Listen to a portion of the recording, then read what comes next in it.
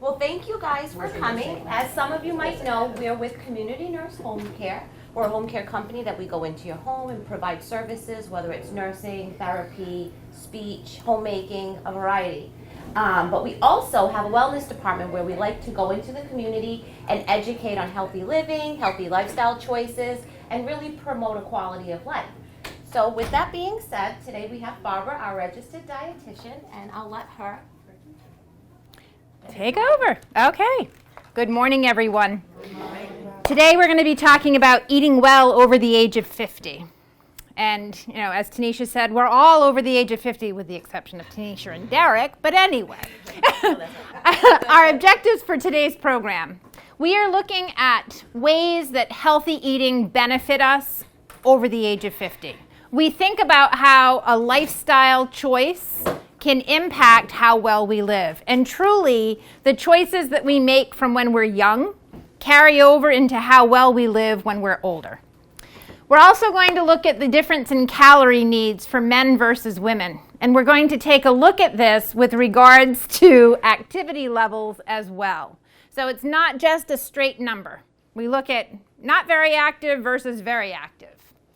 We're going to look at how physical changes and lifestyle changes impact our nutrition requirements and our nutrition intake.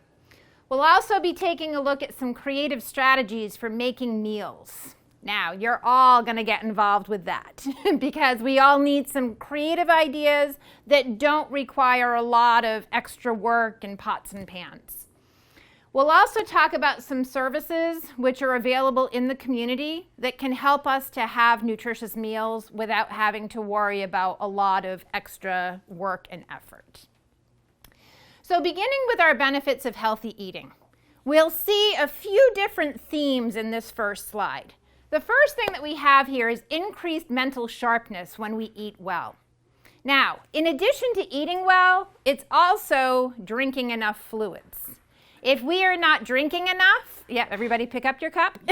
If we are not drinking enough, then we are going to have more concerns with drops in blood pressure, feeling lightheaded.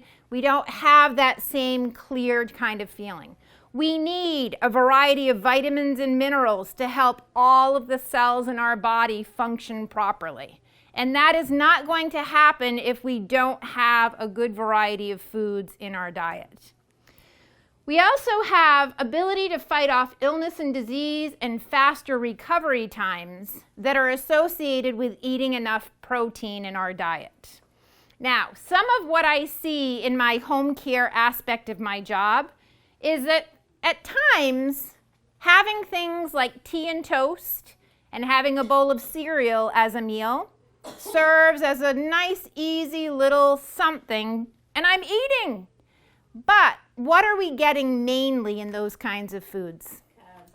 Carbs, that's right. So what do carbs do for our body? Okay. Okay, so for people who have diabetes, it can make blood sugars go higher. But when we think about what carbohydrates do in the human body, they serve as your primary means for energy.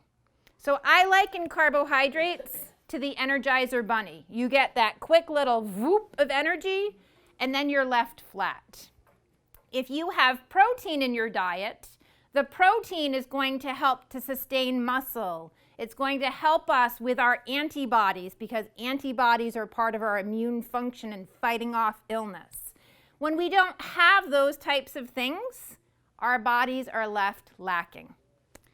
We also see improved energy levels. So I very often liken the human body to a car. You put good fuel in your car to get places, right? Well, we're not going to go to the gas station and fill up with gasoline, but we are going to fill up with good nutrients that offer some carbohydrates, some protein, healthy fats, adequate fluid, and lots of vitamins and minerals with our fruits and vegetables. Last but not least, we have better management of chronic health problems. So unfortunately, as we get older, we do begin to see issues with high blood pressure and heart disease, elevated cholesterol, thickening or buildup of plaque in our arteries. We can have issues with diabetes. We can have issues with kidneys. There are all these different disease states that come to light, and how we are eating can directly impact how well we can live with those different disease states. So here are our calorie needs. Men versus women. Now don't get upset, ladies. Men do get more calories. So if men are not physically active, typically we average about 2,000 calories per day. Somewhat physically active would be 2,200 to 2,400 calories per day, and men who are very active can go between 2,400 and 2,800 calories per day. On the other side of the slide, we have women. Now, women who are not physically active typically would have about 1,600 calories per day.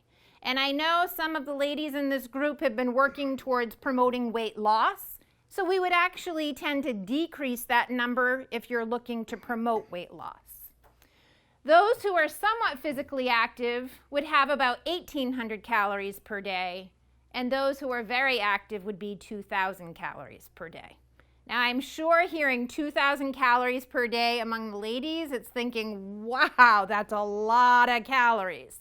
But we're talking about a lot of activity, because as your body is doing a lot of activity, doing greater than 10,000 steps a day and walking, dancing, doing different kinds of activities, you are burning energy to keep up with that activity. And that's where the difference comes with the calorie levels.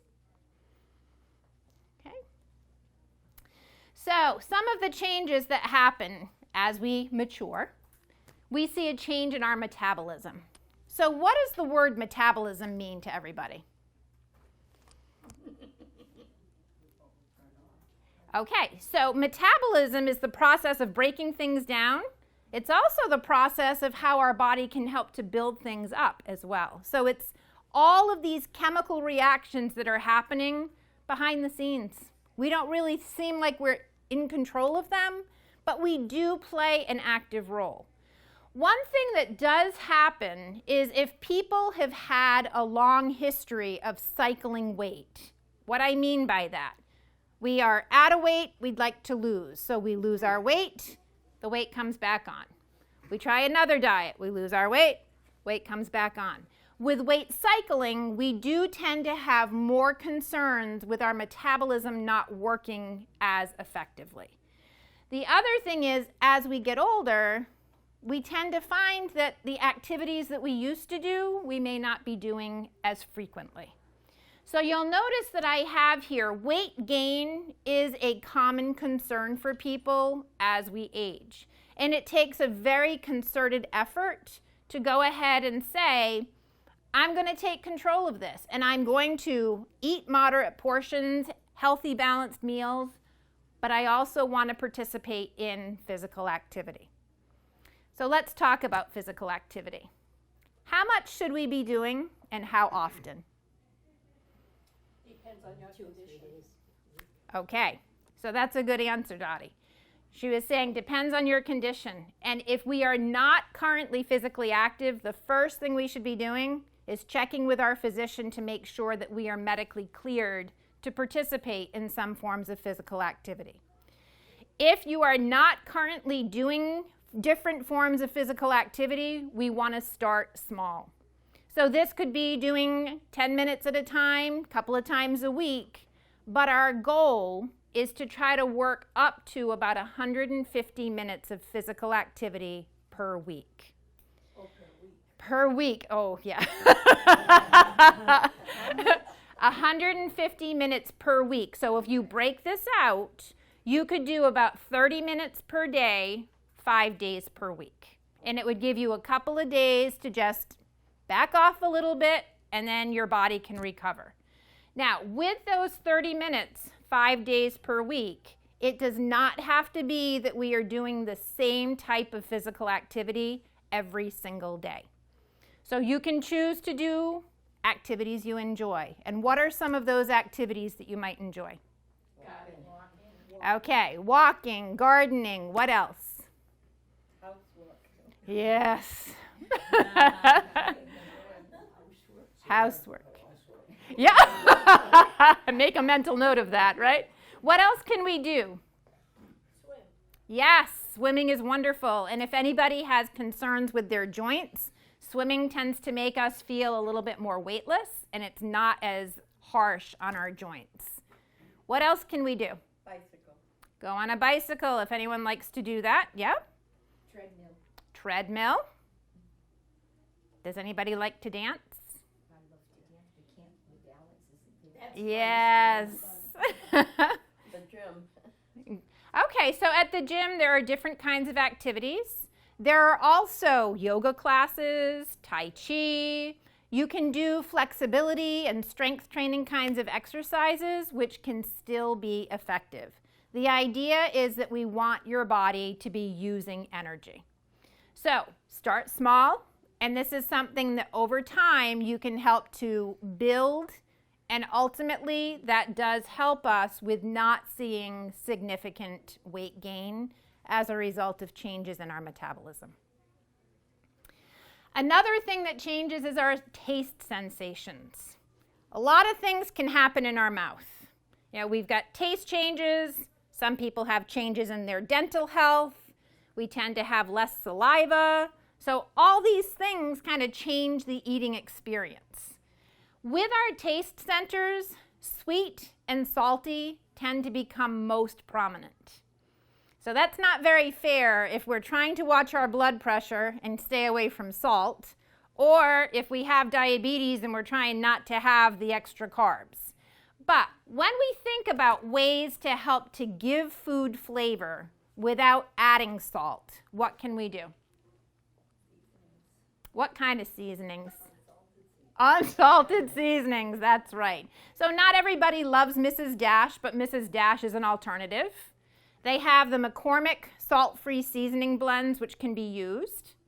Those of you who enjoy gardening, if you grow fresh herbs, you can go ahead and add your fresh herbs into your foods. If you are still working with fresh herbs, I even encourage you at the end of the season, before everything dies off, pick what you have and just dry them in a very low oven, about a 200-degree oven on parchment paper, and you can dry your own herbs for use during the winter months. Besides herbs, what else can we use to give food flavor without having to add salt? I use garlic and pepper. Excellent. So garlic is a wonderful alternative. We can use black pepper, white pepper, red pepper, any of those types of things. Wonderful. What else can we use? Cinnamon. Mm-hmm. Okay. How about if we're thinking of some liquid type products? Salt-free. Salt-free broth, right. So Herbox makes their sodium-free broth packets. What else can we use to give food some flavor? Lemon. Yes. And has anybody ever used lemon on chicken or fish? Do you notice that it brings out a little bit of a salty taste in the product? It does. So lemon is a good alternative, as would lime. We can also use different kinds of vinegar in order to enhance the flavor of our meals. How can we try to work around that whole sweet aspect? That's the hard part, isn't it? Well, you can use Splenda. Some people feel a little uneasy about using the sugar substitutes because of the chemical composition of them. Stevia is a plant-based, natural type of sweet, so that's another alternative. Anything else that we can use? Yeah? Fruits, yes. And with the fruits, they will give us that natural sweet, but they also give us fiber, and they give us our vitamins and minerals. So incorporating them in moderation is the key. It's not like we're going to do a big influx in order to try to offset the need for sweet. Okay. Another thing that happens, we tend to see more medications for different disease states. And what kinds of side effects can we have with medications? Everything. We can have weight gain. We can have dry mouth. We can have changes in taste. For people who are taking steroids, prednisone, solumedrol, those tend to make our blood sugar numbers more elevated and gives us the hungry horrors. We want to eat more when we're taking them. So we have to think about how different medications can impact how well we are eating. And ultimately, we need to try to work with those meds to keep our health in the right place, but we also want to have the right nutrition to work with that. So if we are having issues with loss of appetite, one of the things that we can try is to eat smaller amounts at smaller intervals. So every 2 to 3 hours, try to eat a protein-rich snack and try to incorporate foods that will help to make your taste buds jog a little bit. Things that can help, lemon. It has that tart, bitter kind of sensation, and at times that can really make your taste buds jump into action. So even having a little sip of lemonade prior to eating something can help with taste changes.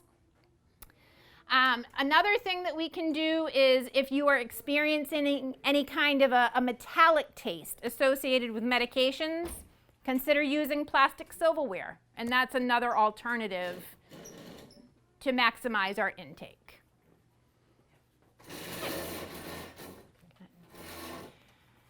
Our digestive process also changes. So things tend to slow down as they're moving through our system. I mentioned that we tend to have less saliva. So as we have less saliva, it gives us less moisture in our mouth to help to form that bolus of food to try to move it through our system. We also see that we tend to have a lesser acidity in our stomach. Our stomach acids are not as effective. So some of the concerns that we have to think about, I need to make sure that we get enough fluid because the fluid helps the process of those wave-like motions to move things through your system. And with the fluids, we should be consuming at least 6 to 8 cups of fluid a day, 48 to 64 ounces. The little aside to this is if your doctor has asked for you to restrict your fluid intake, then we need to adhere to the doctor's recommendations. But in general, we do need to encourage more hydration. As I visit with patients out in the community, it is not uncommon for me to hear that people are drinking 24 ounces a day, 32 ounces a day, and that's it. And that's really not enough. A concern that we have is that once we get beyond the age of 50, when we hit the age of 70, our total body fluid actually decreases. So by the time we have a thirst sensation, we're probably a little bit on the dehydrated side, and that's not a good thing. So some of the concerns that we have with dehydration, we tend to see that blood pressure can drop. And if people have a lower blood pressure, they can feel very lightheaded, dizzy, and have a risk for fall. We also see that people have an increased risk for urinary tract infections if they're not getting enough hydration. We can have some confusion because we're not moving waste through our system well enough.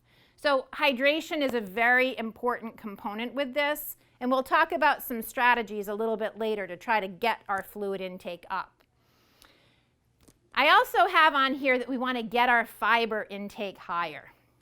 Now, for men, 35 grams of dietary fiber per day is that little gold standard number.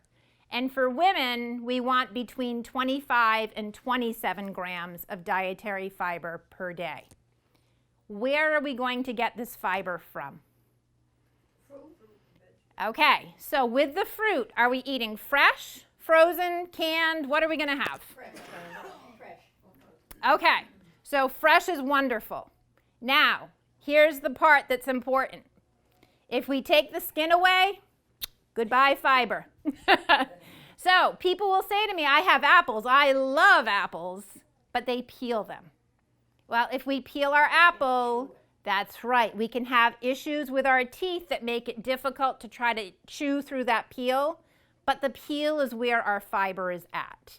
So the intention is to try to get fruit and vegetable sources where we can eat the skins or if there are seeds in them, something that is going to help to increase our fiber.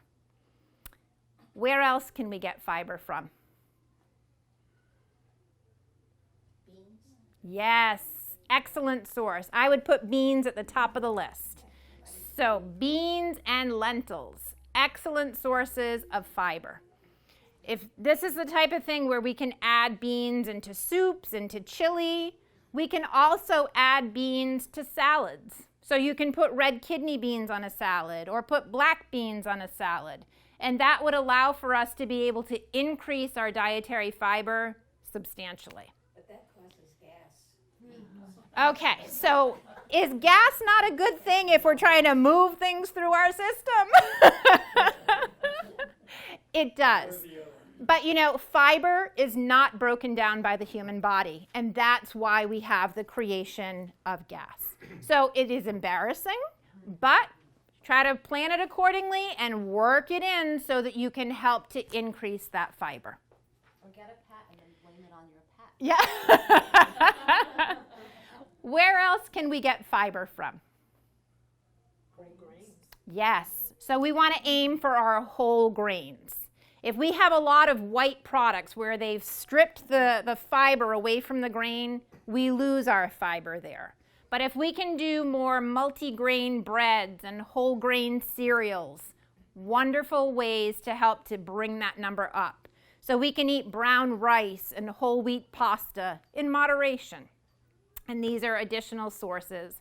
So it's not, again, one size fits all. Let's get a variety, because by doing more of a variety, we get more of the nutrients in our diet that our bodies need.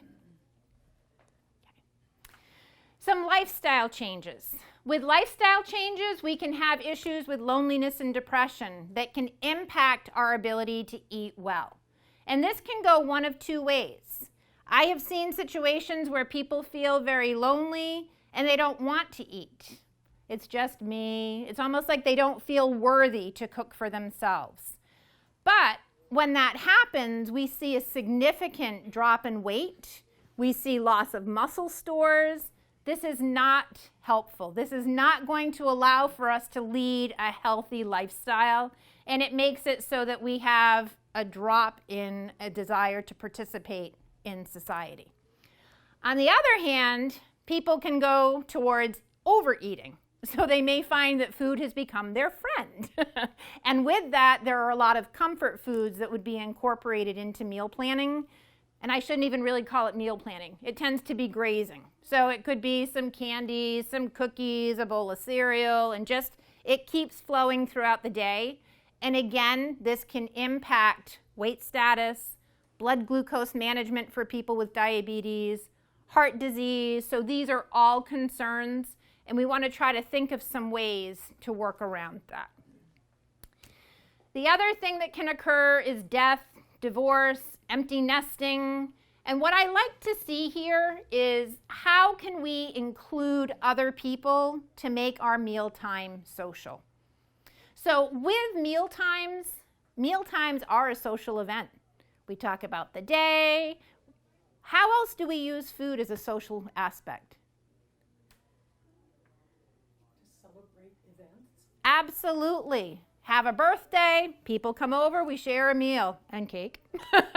What else do we use food as a social aspect for? When we're sad or mad. When we're sad or mad. So right, we were just talking about those emotions that go along with it. Going out to eat, absolutely. So food plays a very central role in our social activities. With this, if we can share a meal, so it can be the type of thing where we encourage people to kind of house hop. I'll come to your house this day. I can return the favor another day. Having dining buddies. So maybe I've seen some instances where people will meet at a particular restaurant and a whole group of people get together. That's wonderful because it takes the attention of food and you staring back and forth at each other away. Instead, we bring that social aspect back into the picture and the food disappears, and that's okay. The other option that's quite nice would be meal trains. And meal trains are usually established through community organizations. And the way this works, you would indicate that you have a need for some assistance with getting meals, and the community organization would coordinate with their members. You have whatever particular diet restrictions, food allergies, and those are made known to the people who will be cooking. And people from that organization will say, I can provide a meal on this day. They cook, they come to you, they deliver your meal, and you have that little social piece again. And that's important.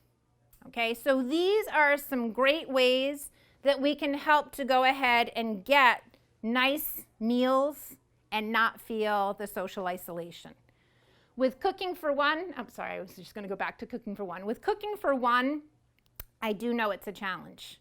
So with Cooking for One, I encourage trying to find recipes that can be made in smaller serving sizes. And even if you prepare a second meal, think about putting them in a freezable container and save it for another day. It's not that we have to worry about everything that's being prepared having to be tossed if we don't use it all, but we don't want to be making enough to feed a family of 6, clearly. All right. So here we have our food, Choose MyPlate. This used to be the food guide pyramid, but this is our new picture model of what the recommendations are. And with this model, you're going to see that half of the plate is filled with fruits and vegetables. A quarter of the plate is filled with grains. The other quarter of the plate is filled with protein. Now, with our fruits, we should be striving for about 1.5 cups to 2 cups of fruit per day. Do we do it? Okay. With your vegetables, 2 to 2.5 cups of vegetables a day. With our grains, at least half of our grains should be whole grain types of products. And then with our protein choices, the goal is to not go with the highest fat protein choices, but to go with more of our lean protein choices. So this could be chicken, fish, lean beef, some of the center cut pork. Those would be acceptable types of options. The first thing that I have on this slide, avoid skipping meals. Now, I've been working in home care now for about 13 years, so I've seen a lot of what happens behind the scenes, and it's truly the best place to be able to see patients because we're in their environment. When I have avoid skipping meals, I can't tell you how many times I'm told, well, I have one meal. It's a good meal. That's enough for me. Is that enough? No, it's not. Now, and even when I have patients that are receiving Meals on Wheels, with Meals on Wheels, they will say to me, that's everything I need. The menu for Meals on Wheels is designed to meet 1/3 of your daily needs. So it's not enough for us to think that one meal a day is going to get us through. And I understand that the desire to eat becomes less. We don't feel like we need as much, but we can achieve nice, smaller meals that still strike the right balance with nutrients in order to meet our nutritional needs. So let's talk about some healthy breakfast ideas that are easy to prepare and will help us to get all of the different food groups into our meal, allowing for us to have the best nutrition possible. So what are some good breakfast ideas? Oatmeal. Okay, so oatmeal is going to be a grain. Okay, so we can have eggs. Yep. All different kinds. Yeah, and that's fine. So eggs are good protein. So let's jump to the oatmeal just for a minute. What can we add to oatmeal that is going to give us protein and fruit? Blueberries. Yes. Strawberries. Okay, excellent. So we can take that bowl of oatmeal. We can put either fresh or frozen fruit on it, and we could sprinkle some nuts over the top. Wonderful breakfast. And that's not a hard breakfast to prepare. Okay, let's go to the eggs. What can we do with eggs? Because right now with eggs, we have our protein, but we need to try to build in some other pieces to our puzzle. Veggies. You could put veggies in your eggs, absolutely. Wheat bread. Yes. And I put tomatoes with You put tomatoes with your eggs or tomatoes with your wheat toast? With the egg. Okay, yes. So you can actually saute your vegetables, and then you can add your egg to it and make a little veggie omelet. Super. And then adding the wheat toast. How can we try to build some fruit with that breakfast? Yep. So we can have fresh fruit on the side. I like fruit and sherbet. You like fruit with sherbet? Would you have that for breakfast? All right. What other kinds of breakfast ideas could we have? Have Greek yogurt. Wonderful. And Greek yogurt, super source of protein with fruit. How can we build some grains?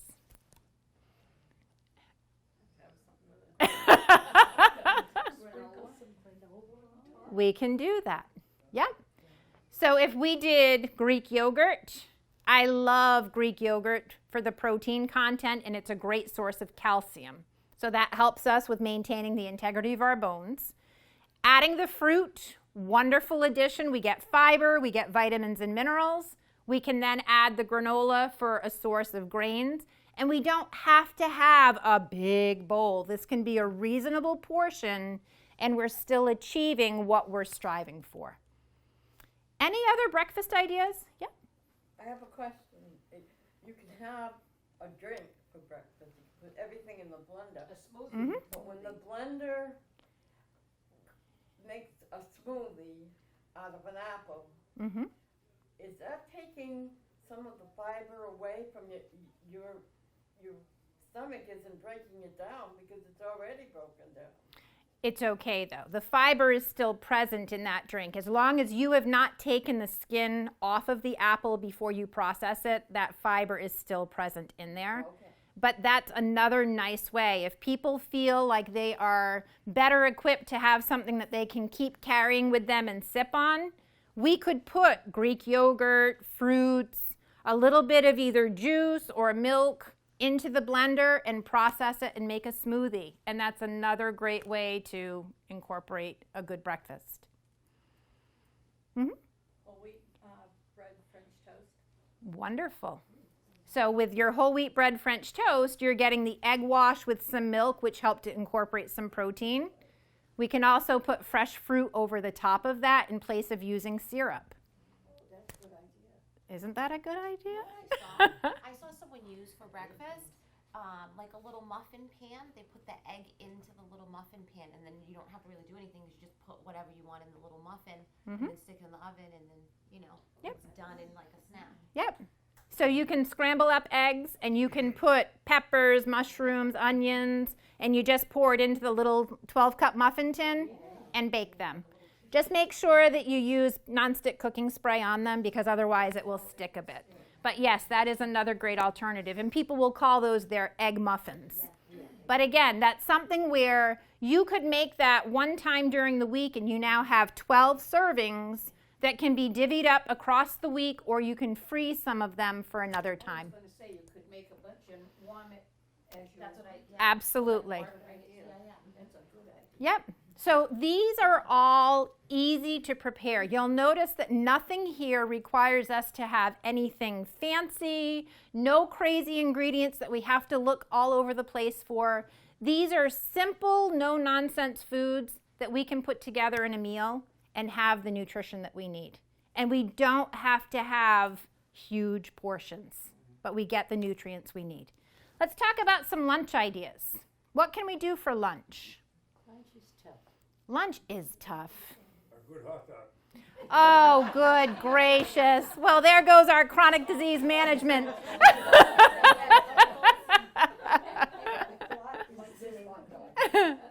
Besides hot dogs, what else can we do? Salad with cottage cheese.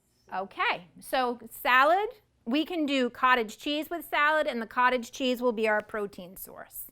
We could also do salad and put beans on it. So the beans can serve as a protein source.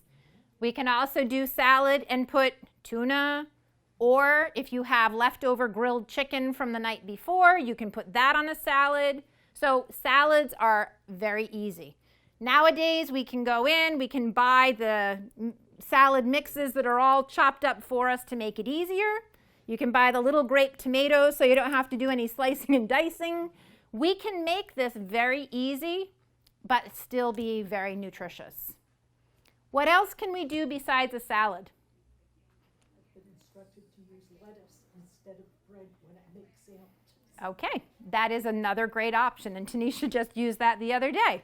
With tuna, I cut like my lettuce, like the iceberg, so they're like little spoons, like little ladles, and then I just put my tuna in them. Sprinkle it with what I like. The big lettuce leaves are much more. Yeah, they're bigger. I like Yeah. bite size. That's why I cut them into like little bite size. So I just scoop the little tunas into my mouth. Yeah. But using that as an option, it helps us not to have a lot of extra carbohydrates. Carbohydrates are not taboo. And we want to remember that if we're having some breads, we do want to try to incorporate breads that will give us more dietary fiber. So looking for breads that have at least 3 or 4 grams of dietary fiber per slice would be the ideal. Okay, but using the example of a lettuce leaf, I know a lot of people today that are doing more of the low carbohydrate types of diets have been using lettuce leaves to make a sandwich with those. How about pita bread? You can use pita bread as well, and I'll use pita bread as an example. You can take a whole wheat pita pocket if you use a small one, put a little bit of no salt added spaghetti sauce on it, part skim mozzarella cheese and some veggies, and make yourself a personal pizza. And that's another, you can do it in the toaster oven. It doesn't have to be heating up the whole house. Yep, and it's easy and it's tasty, so that's another choice. Now, the white is better, you said the last time. The white is lower in sodium. Yeah, okay, that's Yep. the one I've been by. Yep. I buy the white too. Yeah. Yep. Yeah. All right, so what else can we do for lunch? Tuna fish. Okay, so with soups, we want to think about how soups do have a little bit of everything in them. We only usually get about an ounce of protein with soup. So they don't tend to be as rich in protein. We might want to think about if we're having soup to still have a protein source on the side. Okay, and that's an option. So, You put chunks of beef. well, but how much of a chunk of beef will you actually have in your serving of soup? Oh, okay. You know, as we bring it from the big panella down to the bowl, we lose our portion there. Yep. Actually, your beans too, getting back to beans. The beans would, if people put beans in their soup. Yep. I make a salad sometimes for the family. Mm-hmm. I mean, my son loves it, with hard-boiled eggs Mm-hmm. and tuna, Mm-hmm. and then little elbows. Okay. Pepperoni. Mm-hmm. Now, would that be a good balance, except for the mayo? Okay. Would that be what? Could we add vegetables to it? All right. Yeah.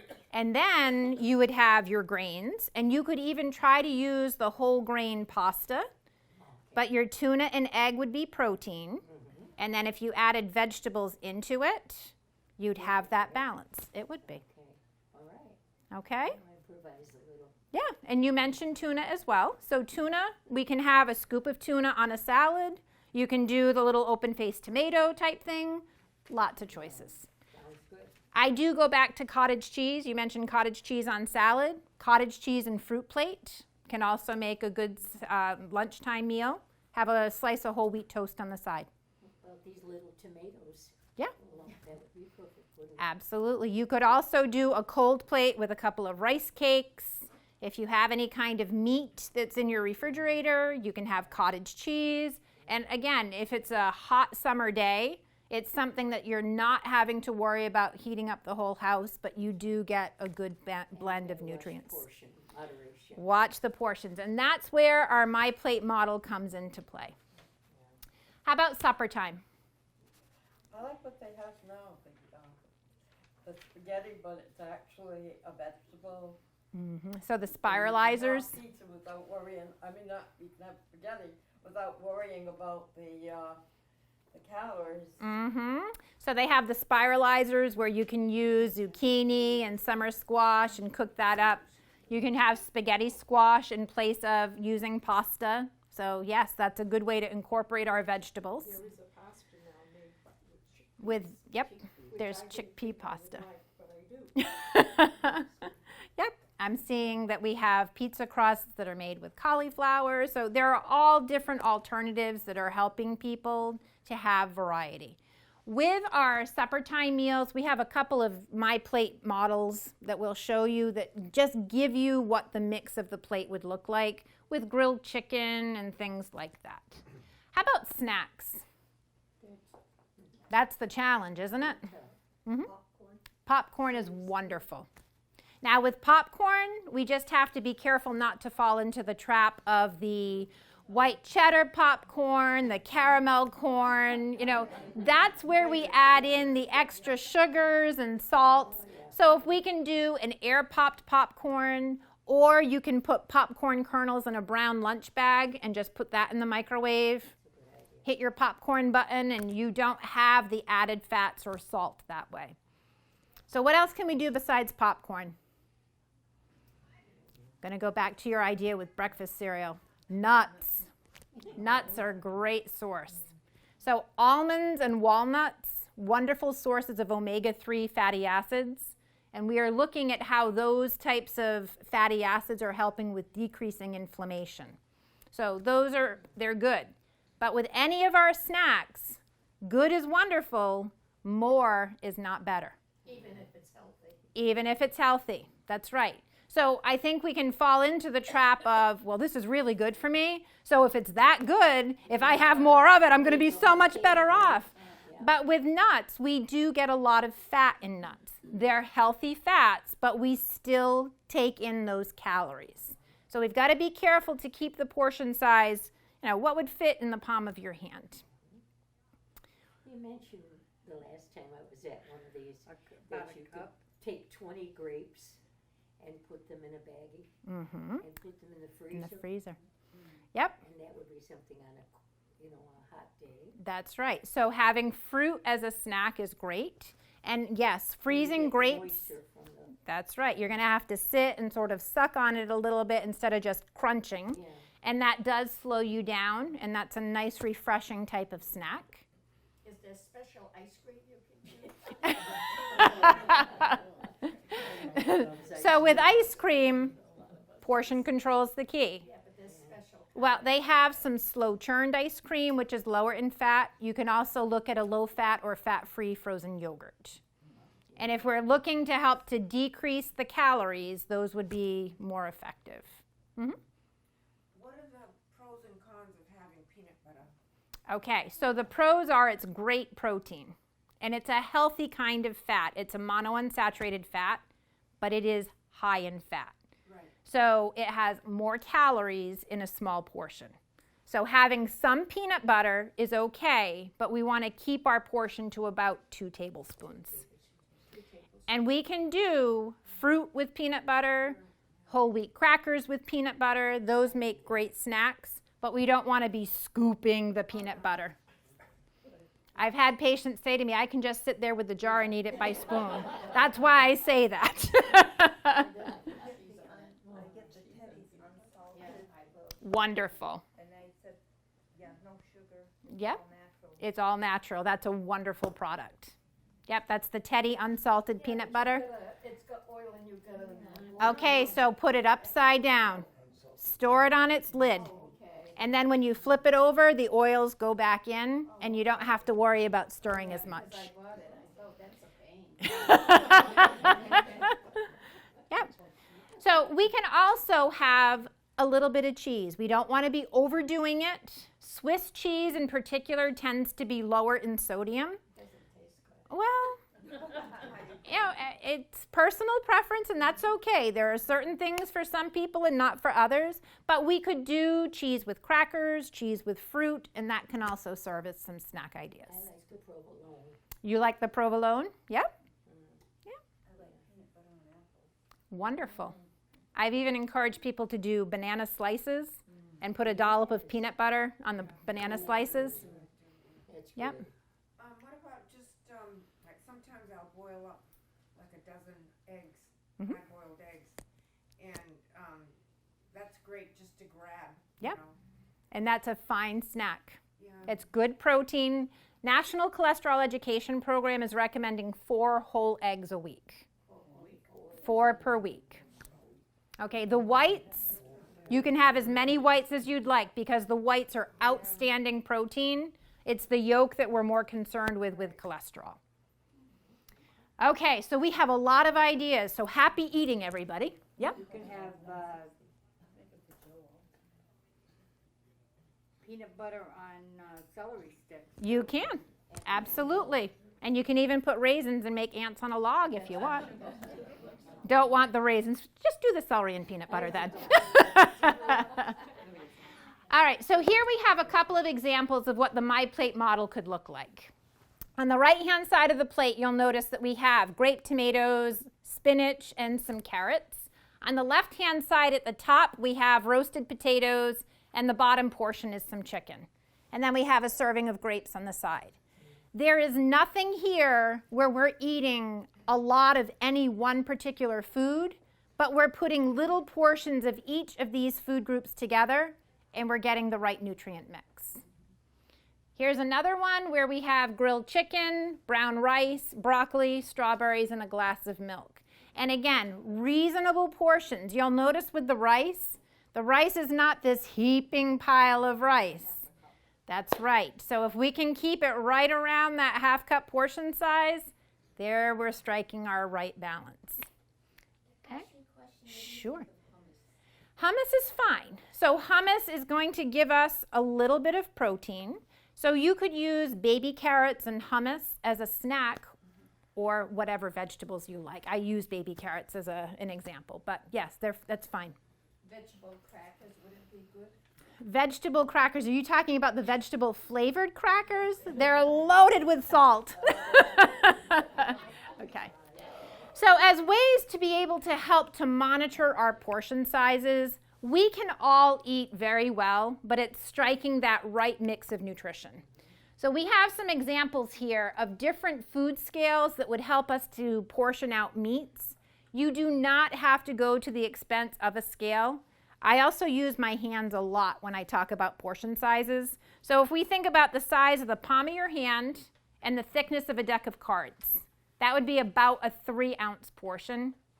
But if you really want to be specific and make sure you're right to it, you can have anything like this very thin kitchen scale. This is from Walmart. That's just $8.25. The next one is from Bed Bath & Beyond. This one's a little bit more money. The key with using a food scale, if you are measuring a raw portion, go 1 ounce higher. You typically lose about 1 ounce in weight in cooking between losing juices, losing fat. So go 1 ounce higher and you will finish with the appropriate portion size that you're looking for the cooked portion. The other food scale that we have here is from Home Depot. This one's a little bit bigger, so you might need to find a place on the counter for it. And this one's just about $14 as well. And with these, when you're using a food scale, you just want to be sure that if you're weighing on something, weigh that first and then hit the tare button and then put your protein portion on. Then you will get your true weight. The other thing that's important is measuring spoons and measuring cups. We live in society where more is better, and our eyeballs are trained to say, oh, I don't really eat that much. But if we use our measuring cups and measuring spoons, then this is going to help us to have a better idea of what we're truly doing. If you don't own measuring cups and measuring spoons, you don't have to buy the fanciest that's out there. Just go to the dollar store and they have anything available. On the right-hand side, you'll notice that we have a variety of liquid measuring cups. And this brings me back to hydration. So if we use the measuring cup that's on the far right-hand side, you could begin the day by filling that measuring cup with water and put it in the fridge. You can even put additional fruits or cucumbers to try to flavor it up a bit, and then you know that by the end of the day, you want to try to work through that entire measuring cup. So just keep working off of that measuring cup. Or some people like to use the 16-ounce bottles of water, try to get in 3 a day. But there are ways for us to be able to keep track of how much we really are getting in with our fluids. and it's important. Last but not least, I mentioned at the beginning that we would talk about some services that are available. So for all of you who are nice and active, you don't need Meals on Wheels. Meals on Wheels is designed for people who are homebound, and you have to be greater than the age of 60 to qualify. Considering you are all out and about, if you're just looking for something to help with some meals during the week, there are private home delivered meal services.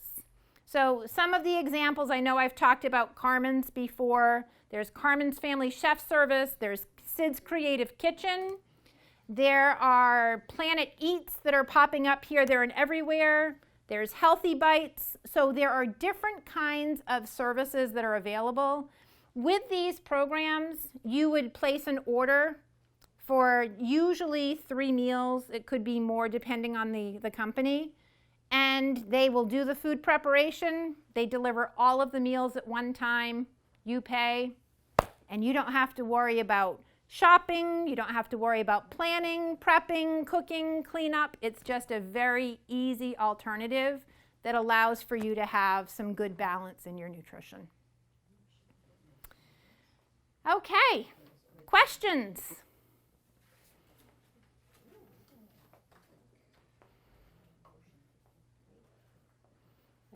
No? Do you have a question about hot dogs? I saw you saying, don't do it. Sorry. Question two was after his. When you're getting peanut butter, there's peanut butter, almond butter, all different kinds. Yep. Is there a reason that the other ones are encouraged to buy? Okay, And they're a so lot more expensive than okay. peanut butter. So when you look at the different options that are out there, peanut butter, it tends to be the go-to for a lot of people. Almond butter, almonds have more of the omega-3 fatty acids. So some people are choosing to go with almond butter instead of the peanut butter just because of the healthy effects. Some people don't like peanut butter, but they will eat the almond butter.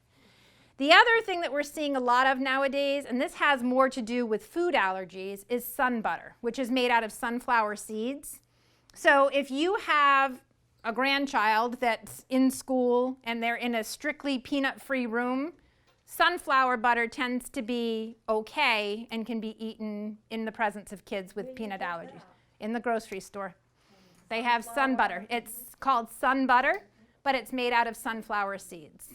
So it's based on what people are preferring, and if you like peanut butter, all I would say is try to watch out for peanut butters where they're adding in a lot of extra stuff. Try to stay away from the extra sugars, the extra salt, and you can get an all-natural peanut butter that works very nicely. Just one small question. When you're at the deli, the Boar's Head low sodium, say ham or turkey, is it all right to get some of that? How low in sodium is it, compared to the regular? Okay, so there are 2 Boar's Head products that are no added salt. Oh, yes. They are the lowest. So they have no added salt turkey and no added salt roast beef. Those are very low. When you see low or lower sodium, those lower sodium deli meats still have about 350, 360 milligrams of sodium per serving. So no matter what kind of, even a ham, no matter what it is. There's really no such thing as low salt ham in the deli. Turkey or roast beef you can get, but you want to ask for the no salt added turkey or roast beef. Yes. Too, and I'm just wondering if it's all right. Yep. You know, But those would be the only 2. What's a good cheese that Americans got a lot of salt in it? It does. What's the next best? Okay, so if we're looking for lower sodium cheese alternatives, Swiss cheese is very, very low, and I know not everybody likes that flavor. You can also get either Alpine lace cheese, which is a label, and under that label you can get Swiss, provolone, or Munster. Okay. Or at Stop and Shop also they have the Boar's Head, no salt added cheese, same kinds. Swiss, Munster, and provolone. When you say 2 tablespoons of peanut butter, Now, how many times a week can you have that peanut butter? You could have that every day, but you're controlling the Okay, portion then I'm size. doing okay. And when I we're thought maybe I saying was 2 having too much. tablespoons, I do want to qualify here. We are not talking about a measuring, like a serving spoon tablespoon. Yes. We are talking about the measuring spoon tablespoon that is level. It is not heaping. Yes, no, I understand. Okay. But I didn't know if I could have it more than once a week. No, or you 2 can. tablespoons. You can do that, but that's controlled. Yeah, Yep. okay, thank you. Yes. This lovely lady, she shared this with me. They had this the other day. Black bean brownies. I've had these before. Have you? So the other thing that you can do with this, instead of using the 3 tablespoons of oil, you can put 3 tablespoons of applesauce in place of the oil, and that helps to drop the fat. Yep, so this has black beans, eggs, oil, vanilla, cocoa powder, has sugar, but they use stevia instead, baking powder, instant coffee, and then some chocolate chips. So, yeah. Yeah, they're great. When you're using something like Tivia instead of regular sugar, Yep. is any of that stuff when you're replacing like that, do you use the same amount or a little bit less? With or- stevia, you use less. If you're using Splenda, you use the same amount. Okay. You can't cook with equal or sweet and low because they break down in heat. Yep. But the Splenda is an equal substitution. Stevia, you use a little bit less. Okay. Yep. Yes. Okay, when you see turkey for sale, it says sliced right off the bird. Uh-huh. But is that actually sliced off the bird like a Thanksgiving turkey? Or is it slightly processed too? Is this from the deli? I can't say with certainty. I would have to look at the particular product. There are times that you can get a turkey breast that is prepared by the deli, and that's usually more of your mom and pop kind of meat shops that would do it, which would be lower. If it's something else where it's more of a marketing scheme where it's supposed to taste just like that, I would ask to see the nutrition label. Normally when you look at deli meats, they tend to inject them with a salty solution so that it extends the shelf life of them. And that's why the deli meats tend to have more salt. But with the boar's head, no salt added, that doesn't have the salt, and you only get about a 3-day shelf life out of it. It doesn't give you a week to work with. Okay? It's a tough one. Yep. So the renal diet, there are salt restrictions, potassium restrictions, phosphorus restrictions, trying to get enough protein, and don't lose weight. That's right. I'm doing that now with him, and it's crazy. Yep. Like, everything I look at is, and then they don't always say there's phosphorus and stuff. Right. The good thing is with the new nutrition labels, potassium will be appearing on the bottom with all of the minerals. So that will be a big help because that has not always been on labels, but that will be a help in the months to come. But it's a tough diet. People do tend to lose a lot of weight if they're not really conscious. No. But we even encourage protein bars, Nepro type shakes tend to help with. Yeah. You can even do sherbet shakes where you can add in oil and egg whites, but using pasteurized egg whites, like egg beaters. So you can do, I'll give you some ideas of websites to look at for some recipes. I know you said one time about avocado. Yep. You can only have that much. It's not that you can only have that much, but 1/8 of an avocado is 5 grams of fat. Healthy fat. It's healthy fat. And that's about 45 calories. So if you have more than that, it's okay. It's just that we have to account for that. Yep. Well, that's a good thing to do because that would be really hard to chew. I want to thank everyone for coming, and I want to just announce that we'll be back on the 9th of September. I hope you guys will join us. We're going to have like a little cooking with community where we're going to make some apple crisps. So hopefully you guys will join us.